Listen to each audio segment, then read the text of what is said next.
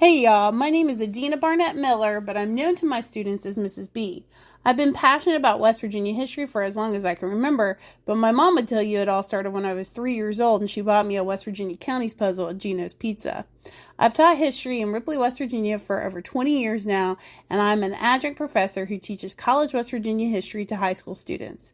Please join me for West Virginia History with Mrs. B, a field trip across the Mountain State to walk in the footsteps of those who came before us. Hey y'all, it's West Virginia History with Mrs. B. At one time, hundreds of covered bridges covered the state of West Virginia, and now 17 of those bridges remain, and 2 of those bridges are here in Jackson County, and the only one that is still in use is the one behind me. We are in Sandyville, West Virginia, and we are at the Sarvis Fork Covered Bridge. And so this bridge was built in between 1889 and 1890 for a cost of $2,800, and it is still standing and is still in use. It is 11 feet by 8 feet, and it is 101 feet long. So we're gonna take you into the bridge to check it out. It is one of the places here in Jackson County on the National Register of Historic Places, and like I said, it is still in use today. So let's go check it out. All right, we are now in front of the Sarvis Fork Bridge, which if you look at the plaque, it says the Sarvis Fork Bridge was built circa 1887. That's when the Jackson County Court took its first bids for this bridge, but it is actually not going to be finished until 1890. Like, for some reason there was a big gap in between the bids and they started to work on it till when they finished it. And so you can see this bridge was rehabbed by the West Virginia Department of Highways in the year 2000. So this bridge cost not a lot of money in 1800s money, but it was over $500,000 to rehab it in 2000. So let's go check it out. This is a truss bridge, and if you've been in the bridge at Cedar Lakes, it's built exactly the same. This is almost, oh! Okay, I'm not going any further. I'm freaked out. I'm freaked out. I'm freaked out. I'm freaked out. I'm freaked out. I don't know how people are driving across that. Hey y'all, my name is Adina Barnett Miller.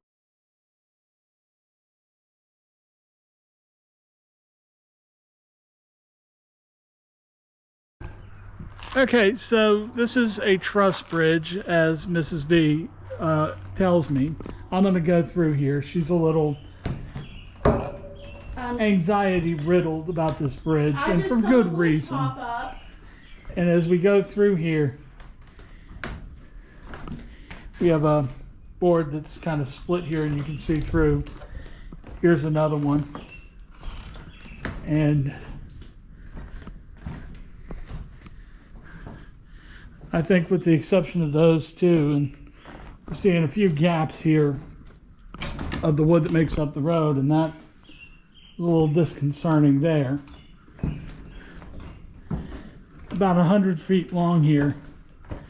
This is a bridge that I think folks need to take it very, very slow going through here, but we've heard a couple cars go through here earlier, and they came through here kind of quickly, which something I think people need to take into consideration, that this is a very, very old bridge, very delicate bridge, and you can't be flying through here like folks did. You made it! I did it. I don't think I'm going to do that again, ever again, but I did it.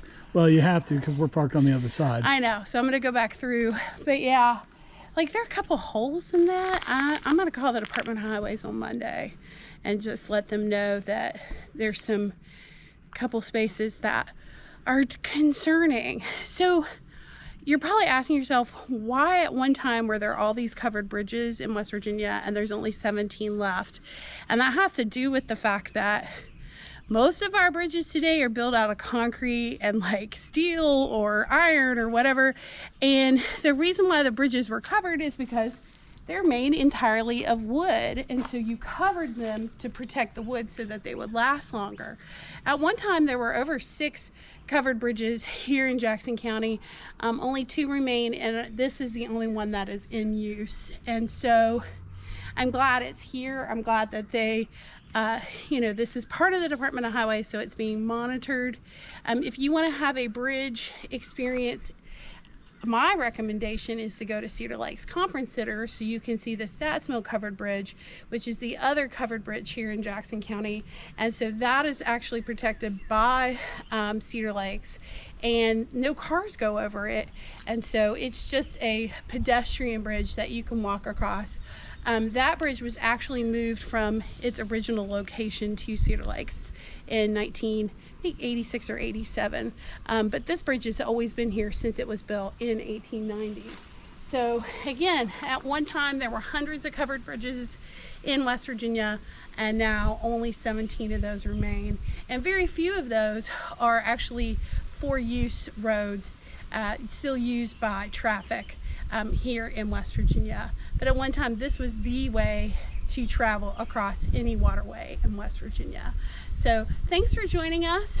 Sorry for my freak out, but holes in bridges, kind of not my thing. I just have a quick question here before we wrap up. Obviously, back out the way we came is Sandyville. Yeah. What's out this road here? Do we know? I think it's just more farmland, more roads. This is It's not a specified community or anything? No, this is not a specified community. This is all like what we call Sandyville is big.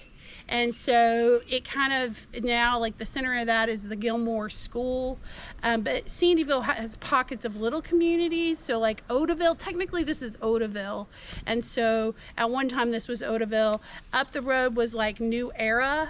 It was another community. But today, pretty much everybody calls this whole area Sandyville. So they're like little pockets of like, it's just farmland.